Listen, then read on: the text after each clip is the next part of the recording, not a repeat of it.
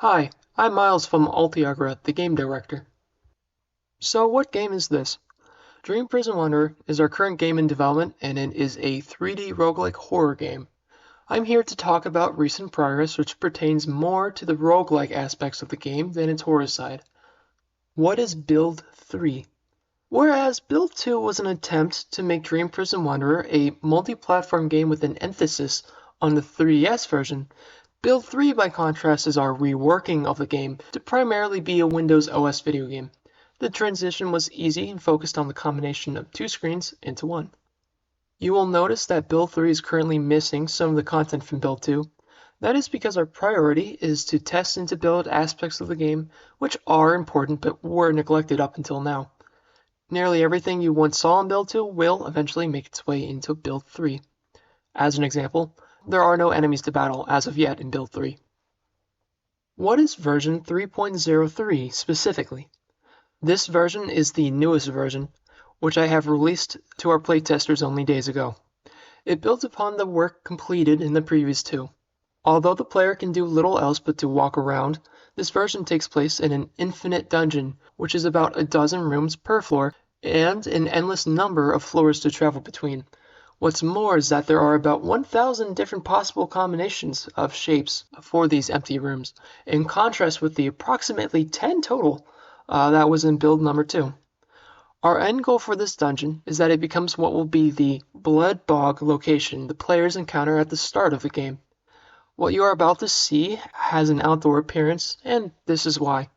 The rooms will look empty, but note that this is temporary, as is any graphics you see. The biggest new addition to the game in this version is elevated terrain. That is what I will be focusing on in my gameplay demonstration in just a moment, but the thing you need to understand right away is that in the long history of roguelike games, 3D exploration and 3D gameplay has been very rare.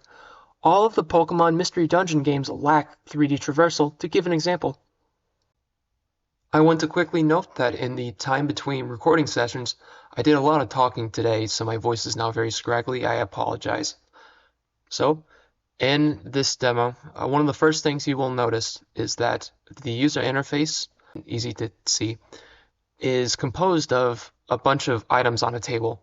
Each one is there to convey a certain amount of information through visual symbolism rather than through written communication, as is common for interfaces.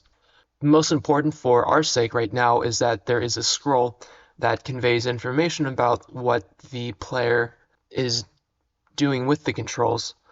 This is because recently we've been testing to ensure that the controls, as are mapped to the keys that they are, feel good to press, and because not all features are programmed as of yet, it must be represented in some other way. Therefore, we chose to have actions be told to the player in the log to ensure that, yes, you press the button and there's a response.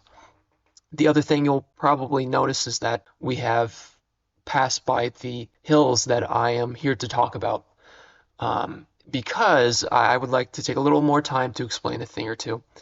The player is that rectangle that you see. In brighter light, you can see that he's the color red. Now, you'll also note, as I said before, the graphics are placeholders, but that his head is forward because the character Balthachar is hunched over. You'll also notice that brightness is a factor of the places you explore. This is rather representational. The important thing is how much of the world is bright and how much of it isn't. And this is because, this being a horror game, there will be plenty of places you will come across that will be pitch black darkness.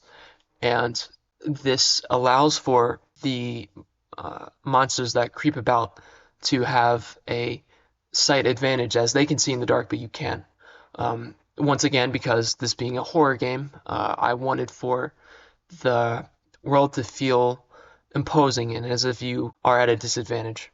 Now we return again to the hills because I want to demonstrate to you what happens when the player goes on top of them, or likewise lowers from them. So this first step is only a quarter of a block tall, and as you can see, the player can go up and down it with ease without any restriction. This next height upward is 0.5 blocks tall, and the player can likewise go up that as well. Now, I just fell down a great big distance, and the player can fall as far down as they wish if they want to jump down to a lower part of the map. However, the player cannot go back up that tall height. 0.75 blocks tall is too tall for the player to climb all at once, which means the player has to go around to take smaller steps to get to that high height. And so this means that the player has limitations on how steep they can climb, but not limitations on how far they can fall down. I've now positioned myself to be behind the hill, and in doing so, I've made myself partially obscured. So that's a problem. We need to be able to see the player well at all times. And our solution to that is what you're seeing now, is me turning the camera, as that is a way for us to make sure that the player is seen at all times, much like how the wall is lower so that you can see more of the player, kind of like a diorama. I'm showing you now that the camera spins in 360 degrees in both directions, snapping at 4 particular angles that are isometric. This allows for the ability to see something from all possible angles that you might need to, especially in the way that the game is currently moderately 3D, but not 3D in the sense that there are multiple floors at once. Because of that lack, it means that the game can be seen well using this camera system. That is all I'm here to talk about today, so thank you for watching. Please subscribe to our YouTube for more content like this, and consider signing up to our free email newsletter that gets sent out 4 times a year. I read every comment we receive on YouTube. Peace.